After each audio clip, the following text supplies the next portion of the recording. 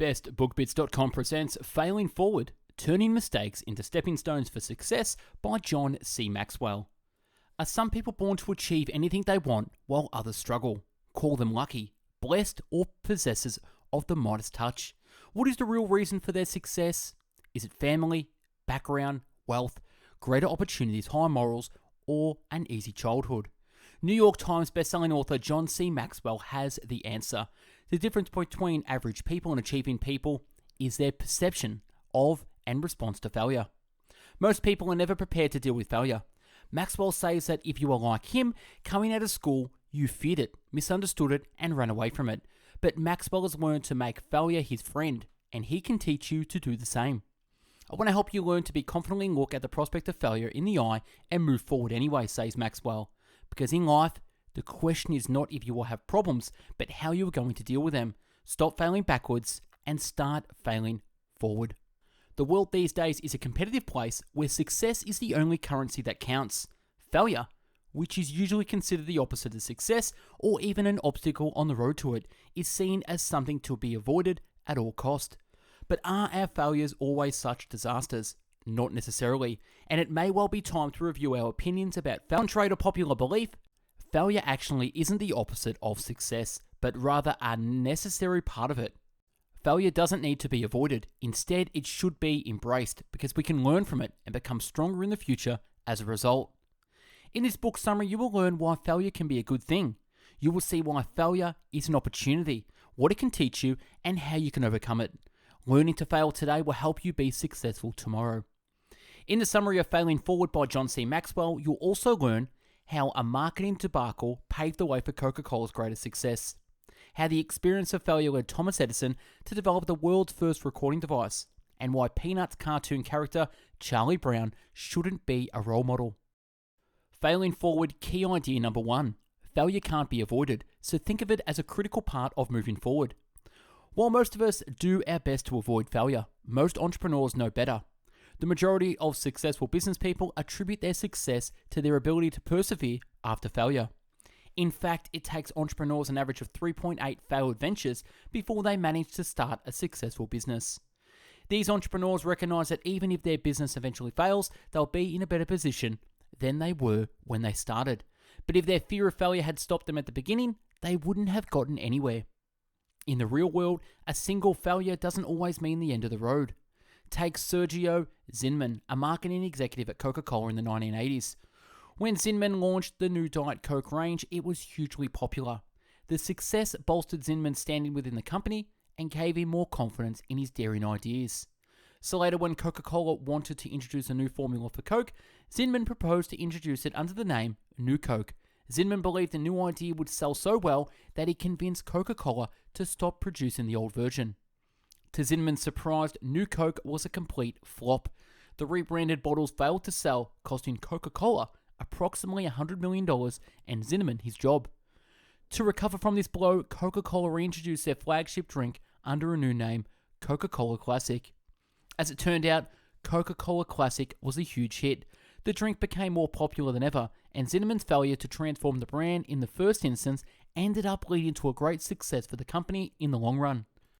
In 1993, Coca-Cola chairman Roberto Goizueta rehired Zinman, acknowledging that daring thinkers can't be right every time. Failing Forward, key idea number 2, failure opens up new opportunities. While we largely assume failure can only lead to negative outcomes, the opposite is often true. Many chance discoveries and new opportunities have emerged from failures. This was certainly the case for legendary inventor Thomas Edison. Edison worked for years to improve the telegraph machine with little success, but along the way he discovered something else entirely. By making certain adjustments to his failed telegraph machines, he was able to record sound that could be played back again and again. Edison used his lack of success in one pursuit as an opportunity to develop something entirely new. 20th century author William Marston referred to experiences like Edison's as drawing dividends from failure. Marston, who was also an inventor as well as a psychologist, believed that this ability was critical to success. Beyond opening our eyes to new possibilities, failure can be a powerful incentive to work hard and change our lives. Consider the story of billionaire founder of Home Depot, Bernie Marcus. In 1978, he was fired from his role as CEO of the hardware chain Handy Dan as a result of internal conflicts. At the time, Marcus's parents required his financial support to make ends meet. Marcus was determined never to fall victim to a corporate power struggle again. He enlisted Arthur Blank, a co-worker that has been fired from Handy Dan, and together they opened their own hardware store the following year. Today, their store, Home Depot, is known as one of the most successful retail endeavors in history. Failing forward, key idea number 3. You might not be to blame for your failures, but you are responsible for your successes. Most of the time, failure occurs as a result of factors that we can't control. When that happens, we don't need to blame ourselves. We need to just take responsibility for finding new solutions. The author recounts the story of his friend Greg Horn, whose supermarket was destroyed in 1997 Kentucky floods. Ironically, Horn was insured for almost every type of damage and theft except flood damage. Obviously, the floods were beyond Horn's control, but he wasn't deterred by his unfortunate circumstances. Rather than giving up, Horn took responsibility for his situation and resolved to get his store up and running again as quickly as possible. While continuing to support all 80 of his employees, Horn got to work on fixing the store. The repairs cost him $1 million, but he was able to reopen the store only 21 days after the flood. Horn's story shows that we can only shape our future by taking responsibility for our circumstances. For another example, think of American tennis player Roger Crawford. Crawford was born without many of his fingers and toes, a condition known as ectrodactylism. In spite of his condition, Crawford took the attitude that he was still responsible for his future. He chased his dream of becoming a professional tennis player, eventually receiving certification from the American Professional Tennis Association as the first American tennis professional with a disability. Crawford attributes his success to the responsibility he takes for his own life, which ran a very different course to another man he knew, ectrodactylism. Unlike Crawford, the man thought of himself as a victim of unfair circumstances, and he felt bitter about the world, an attitude that prevented him from succeeding. Failing forward, key idea number 4, turning failure into knowledge is instrumental to success. Could you imagine starting a new project and aiming to fail? Probably not. Most of us prefer to avoid making mistakes, and yet, failure always has the potential to create instructive, even inspiring learning experiences. The power of embracing failure is illustrated poignantly in an anecdote from David Bales and Ted Orland's 1993 book Art and Fear. A ceramics teacher divides her class into 2 and tells one half that they'll be graded on the quantity of art they make, and so they should make as many pieces as they can. The other half are told to focus on creating one piece, the quality of which will determine their grade. Though the latter group spent longer crafting a single work of art, they were outshone by the first group, which produced pieces of notably higher quality because they were able to learn from their mistakes with each subsequent piece they made. The students in the first group were able to develop both their skills and their creative ideas along the way. It's important to note that we only learn from failure when we're determined to understand it. One strip from the comic Peanuts reflects on this phenomenon. Charlie Brown is building a sandcastle at the beach, which gets flattened by a wave. He looks down at the sandcastle and knows there's something to be learned from the situation, but he doesn't attempt to figure out what the lesson is. Like Charlie Brown, in the wake of failure, many people tell themselves that they don't have the time or energy to investigate what went wrong. But this simply puts us at risk of making the same mistake again.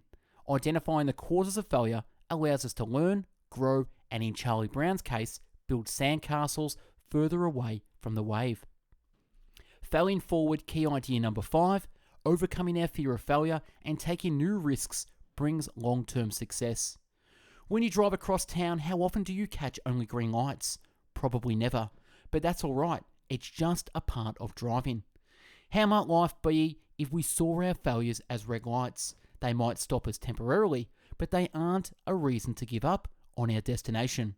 Failure can feel very discouraging, but this doesn't have to be the case. Fear of failure is debilitating and can damage our chances of achieving success, so it's critical that we fight it at every opportunity. Just consider pioneering American aviator Amelia Earhart's story.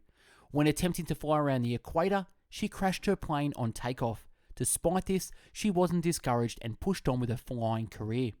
She eventually achieved no less than 6 world records, including that of the first solo female pilot to fly across the Atlantic. We can also take heart in the fact that we overcome our fear of failure in countless daily activities. Driving a car, for instance, is a dangerous activity, but we do it anyway. In fact, choosing to cycle or stay at home out of fear of having a car crash might even put you at a greater risk. A total of 15 out of 17% of accidents resulting in injuries are linked to cycling and home-based activities, respectively. Our professional lives also provide opportunities to overcome our fear of failure and act. Suggesting a daring strategy or proposing to take on more responsibility are great ways to combat your fear of failure and earn the respect of your team too. Refusing to take risks, on the other hand, is more likely to leave your team members feeling like you're, at best, unambitious, or at worst, lazy. Taking risks inevitably leads to failure some of the time, but embracing this, you'll be more likely to win big in the long term. Failing forward, key idea number 6, to make the most of opportunities for success, you need clear goals, social skills, and a positive mindset. Learning to embrace and overcome failure opens up new opportunities for success. But to be able to use these opportunities, you need to practice 3 things: goal setting, people skills, and a positive mindset.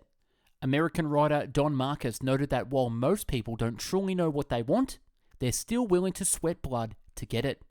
The trick to success is channeling this desire for change into well-defined objectives. So rather than simply complaining that you're tired of working, set goals that will allow you to create a better lifestyle. For example, you could invest in property to create a passive income that will allow you to retire sooner. Along with goal setting, outstanding people skills can carry you to success. Today, most jobs, projects, and goals can only be achieved by mobilizing stakeholders, investors, teams, and employees. By spending time working on your communication, negotiation, and conversational skills, you'll be better able to win the support of your peers and open up new opportunities for achieving your ambitions. Finally, maintaining a positive mindset gives you an immediate advantage. Learning to see the value in even the most trying of experiences can be the difference between giving up and persevering. American author W. Clement Stone once told the story of a girl, after moving across America to join her husband, became dissatisfied with her new life. In a letter written by her mother, the girl learned of an old anecdote about too many prison. When one looked up from the prison bars, he saw mud. When the other looked up, he saw stars. The girl realized that while she was unable to change her situation in life, she was able to change her attitude toward it.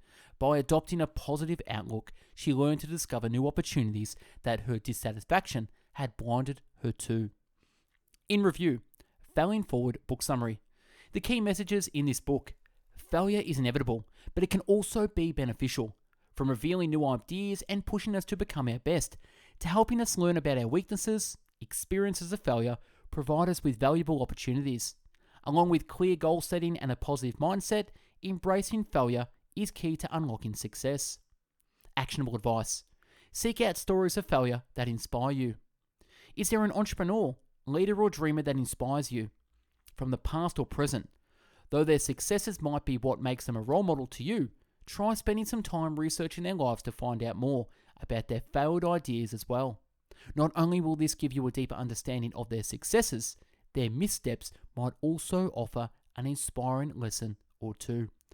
And that's a wrap on the book summary of Failing Forward by John C. Maxwell. If you like this and want to listen to over 500 audio podcast summaries, check us out on Spotify, Google Podcast, and Apple Podcast. If you're into the video version, check us out on YouTube at Best Book Bits, where you'll find over 500 video book summaries where you can watch. And if you're into the written book summary, check us out at bestbookbits.com, where you'll find over 500 written book summaries where you can read at your own pleasure. If you're into books and want to join a book club, I run a free book club at bestbookbits.com/book club, where you can join the tribe, read more books, make new friends, get access to authors, and become part of a community of book lovers, readers, thinkers, and doers. To stay in touch with the latest book summaries, and you can get them through our weekly email newsletter by popping your email in the link below. Thanks for watching and listening. Hope you got something from this. Go out there and fail forwards. Have a great day. Take care. Bye-bye now.